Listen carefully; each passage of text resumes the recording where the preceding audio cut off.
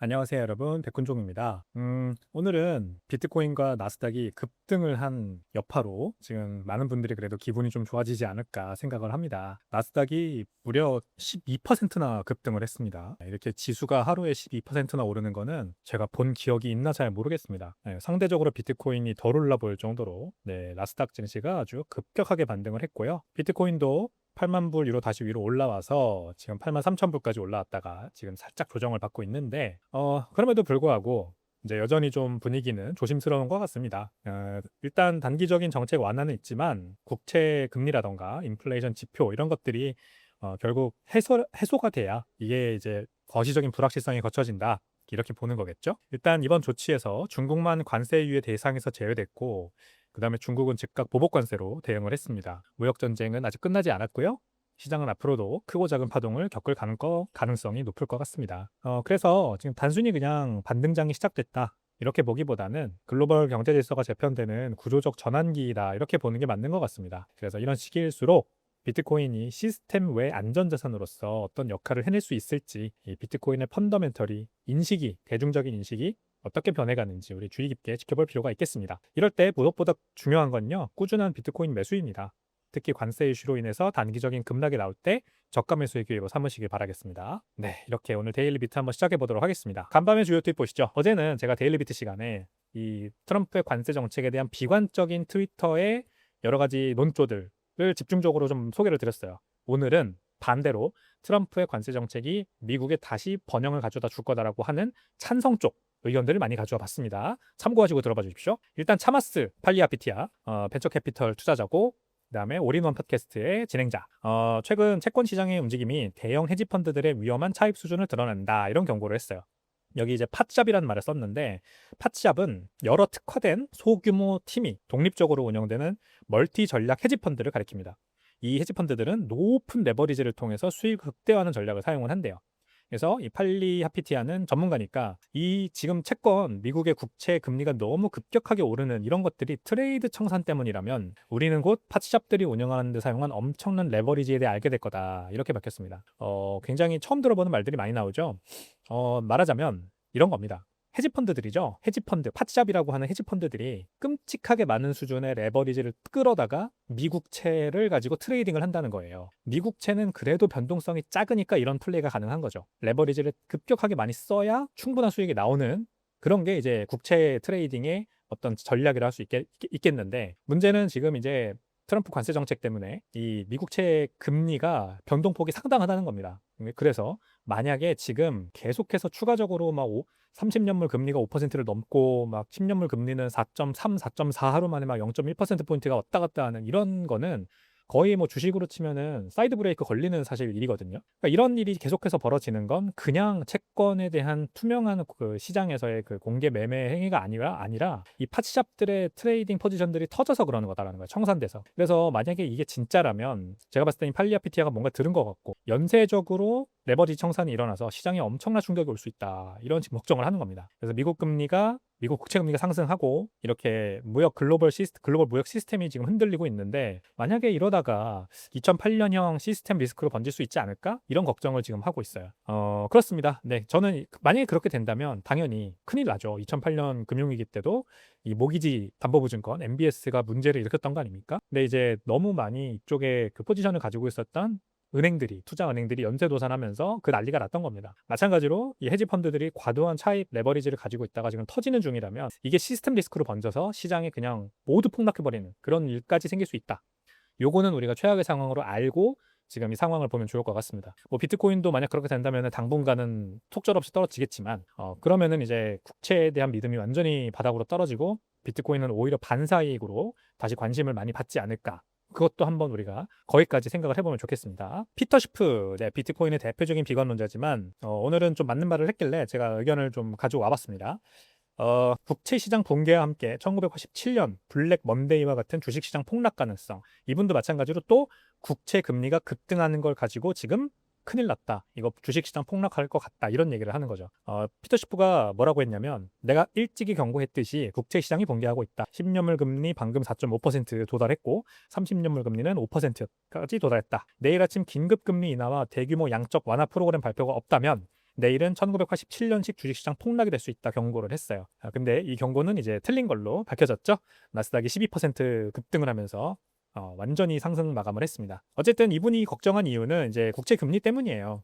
그러니까 제가 말씀드렸잖아요. 트럼프의 이 90일 유예 발표가 나오기 전까지만 하면, 그러니까 나스닥과 S&P 500, 미국 뉴욕 증시 장 막 열렸을 때 장 초반만 하더라도 떨어졌어요, 원래 다. 그래서 피터 시프 말대로 갈 뻔했죠. 그 발표가 없었으면. 그 경기 침체와 그다음에 국채 금리 상승에 대한 우려가 너무 컸기 때문에 지금 주식시장에 추가로 더 폭락할 상황이었다고요. 그러니까 지금 이제 10년물 금리 아무튼 걱정스러운 상황이긴 합니다. 그 주식 시장은 비트코인과 함께 이렇게 반등을 했지만 여전히 국채 금리는 지금 4.2%, 4.3%에 머물러 있기 때문이죠.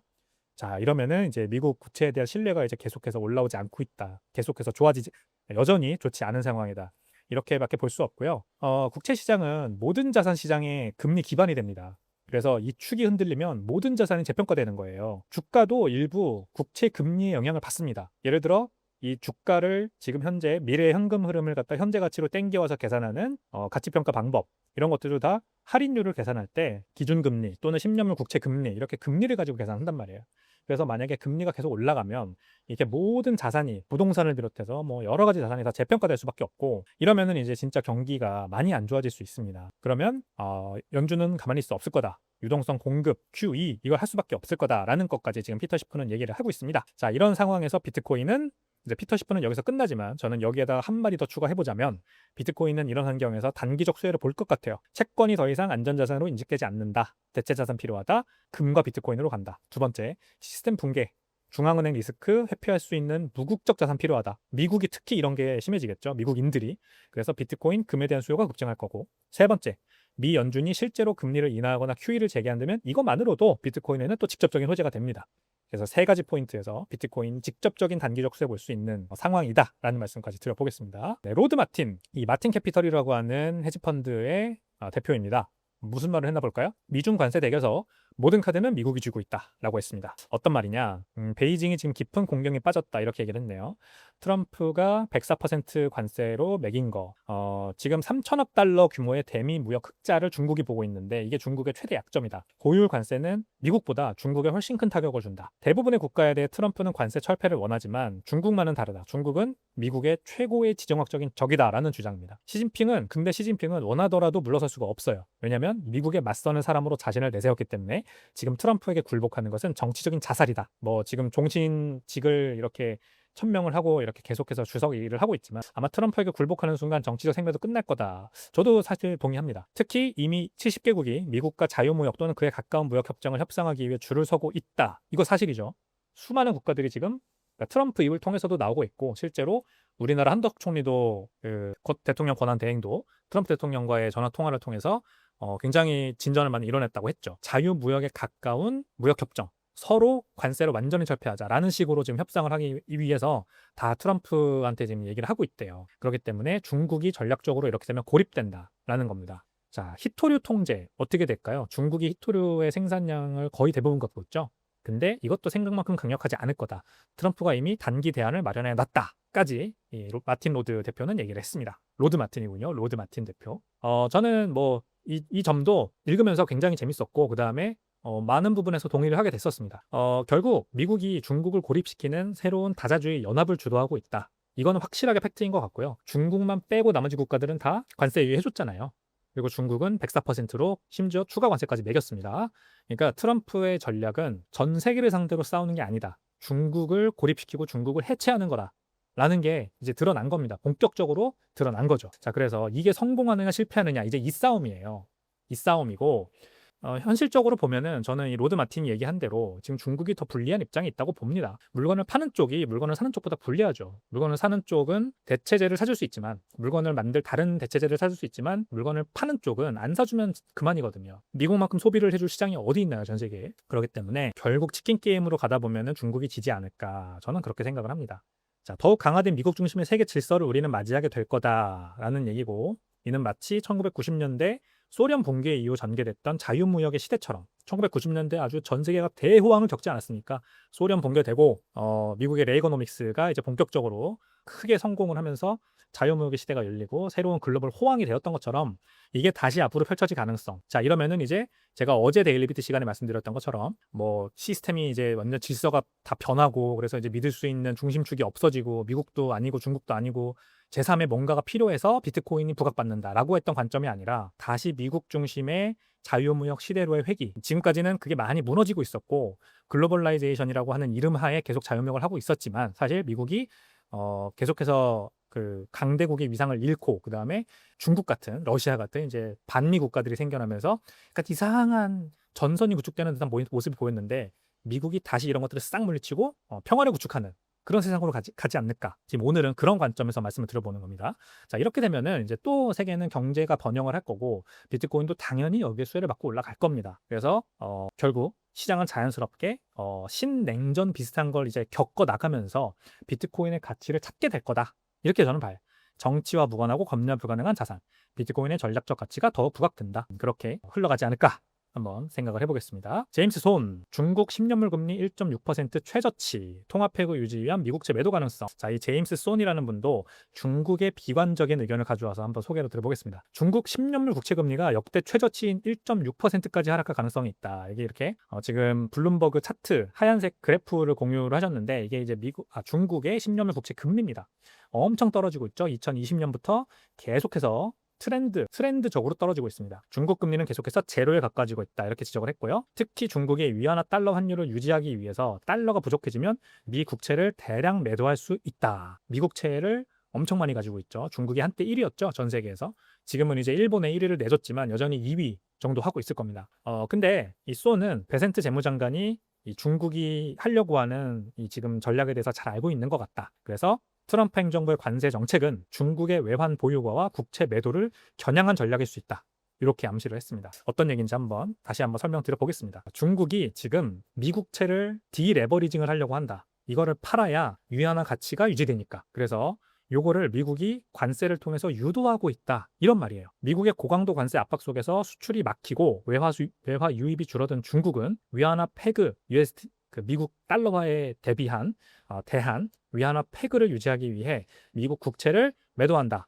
즉 달러 유동성 확보를 위해 외환 보유고를 희생하는 극단적인 시나리오가 현실화될 수 있어요. 중국은 수출보다 외환 방어를 우선시해야 하는 국면에 몰렸고 지금 미국은 이 상황을 기회 삼아서 시장에서 미국채 금리를 조절할 수 있는 구조적인 주도권을 다시 손에 넣고 무슨 말인지 아시겠죠? 중국이 지금 계속해서 미국채를 투매를 하면서 위안화 가치를 방어를 하다 보면 미국 입장에서는 그래 팔어 하면서 미국채 금리를 조절할 수 있는 주도권을 가져가게 되는 거죠.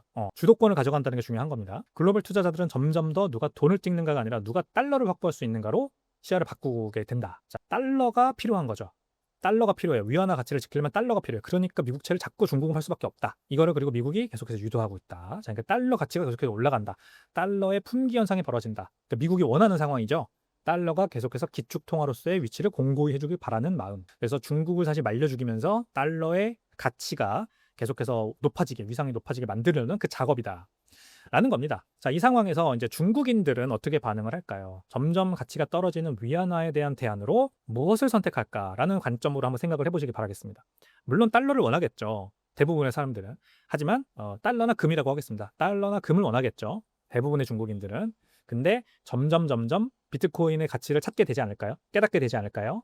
달러보다 얻기 쉽고 보관하기도 쉬운 금보다도 마찬가지로 얻기도 쉽고 보관하기도 쉬운 비트코인에 대한 가치를 깨닫고 어떻게든 손에 넣으려 하지 않을까. 네, 그것까지 한번 제가 생각을 해보겠습니다. 나탈리 브루넬 대규모 변화가 진행 중이다. 비트코인 통화 역할로 이동. 반에크의 보고서를 공유하면서 얘기를 했습니다.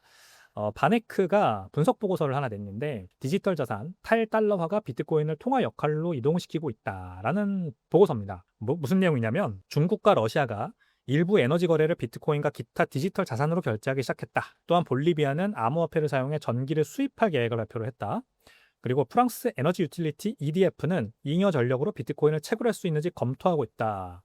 이는 비트코인이 투기적 자산에서 기능적 통화 도구로 진화하고 있다는 초기 신호로 특히 달러를 우회하고 미국 주도 금융 시스템에 대한 노출을 줄이려는 경제권에서 그렇다. 이렇게 결론을 지었다고 합니다. 굉장히 특이한 상황입니다. 트럼프 대통령의 상호 관세가 발표되고 전 세계가 크게 한 방을 얻어먹고 나서 이렇게 중국, 러시아, 볼리비아, 프랑스까지 지금 비트코인에 손을 뻗치고 있다. 즉 중립 자산이 필요하다는 걸 깨달았다는 거죠. 그래서 미국 중심의 그 전 세계의 평화와 번영이 찾아오는 글로벌라이제이션 시대가 다시 오더라도 그 전까지 아직도 중국이 저렇게 발톱을 세우고 대들고 있잖아요.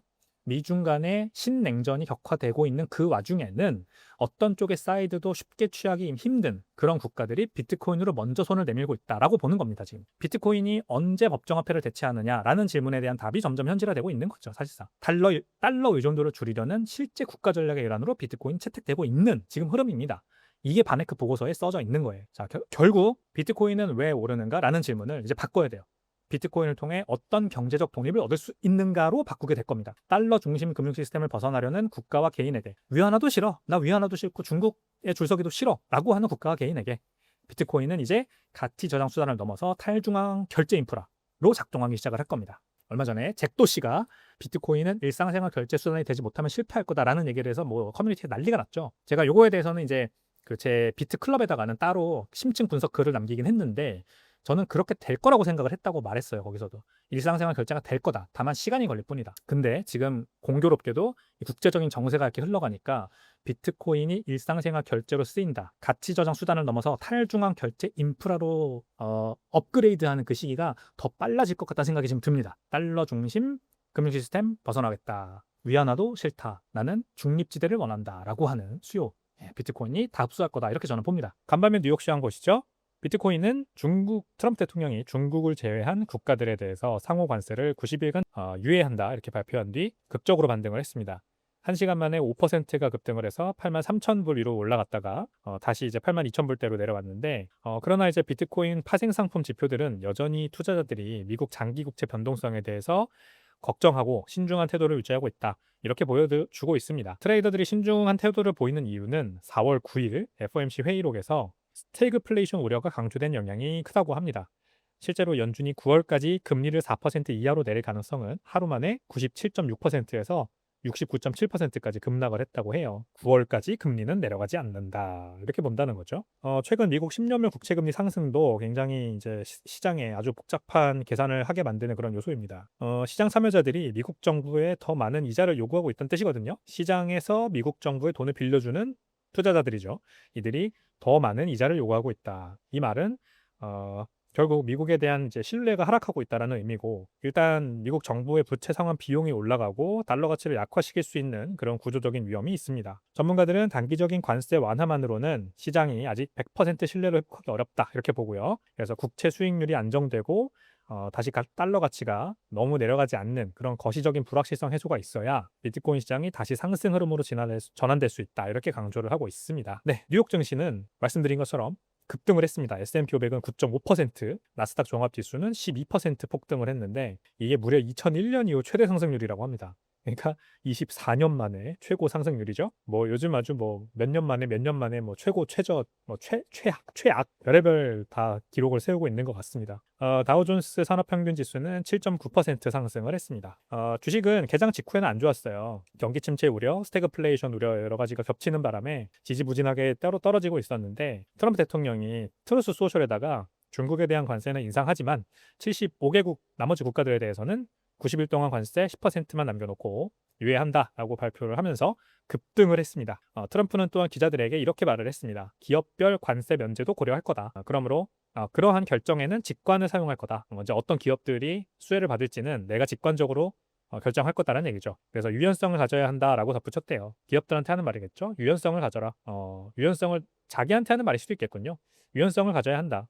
그러니까 기업들 중에 관세의 피해를 많이 보는 것이 결국에는 미국의 국익에 좋지 않은 영향을 미치는 기업들은 내가 선별적으로 봐주겠다라는 거, 유연성을 가지겠다라는 말입니다. 자, 골드만삭스 이코노미스트들은 원래 초반에는 이 장 초반에는 기본 시나리오로 경기 침체를 예측을 했는데 트럼프의 이 발표 때문에 경기 침체 확률을 45%로 하향 조정을 했다고 합니다. 참 이것도 웃기죠. 경기 침체가 트럼프 한마디로 이렇게 가능성이 45%로 낮아진다는 것도요. 골드만삭스가 문제인지 트럼프가 문제인지 모르겠습니다. 데이터 트랙 리서치의 니콜라스 콜라스는 이름도 재밌네요. 니콜라스 콜라스 주요 정책 전환으로 보이며 이번 트럼프의 발표가 주요 정책 전환으로 보이며 주식 랠리를 지속시킬 거다. 우리는 어제 심각한 과매도 상태였고 빅스 지수는 위기 수준에 있었다. 이제 극단적 수준의 불확실성에서 완화된 불확실성으로 돌아갈 수 있다라고 말했다고 합니다. 극단적 수준의 불확실성이 이제 완화된 불확실성으로 그래도 나아졌다. 그렇군요. 이제 완화된 불확실성이 아니라 이제 확실성, 뭐 좀 더 믿음, 희망, 호프 이런 쪽으로 넘어가면은 더 좋겠죠. CBOE 변동성 지수, 빅스 지수는요. 트럼프의 정책 완화 전 거의 57.96까지 치솟았다가 30 수준으로 하락을 한 상태입니다. 시장이 많이 안정되었다. 확실히 그동안 이 트럼프의 상호 관세, 그다음 104% 중국에 대한 보복 관세 뭐 이런 것들이 다 큰 변동성을 시장에 큰 변동성을 가져온 요인이었다라는 것을 다시 한번 우리가 확인할 수 있는 그런 순간인 것 같습니다. 국채 금리는 이제 관세 완화에도 불구하고 상승세를 유지했습니다. 여전히 미국채에 대한 투매 수요가 있다는 거죠.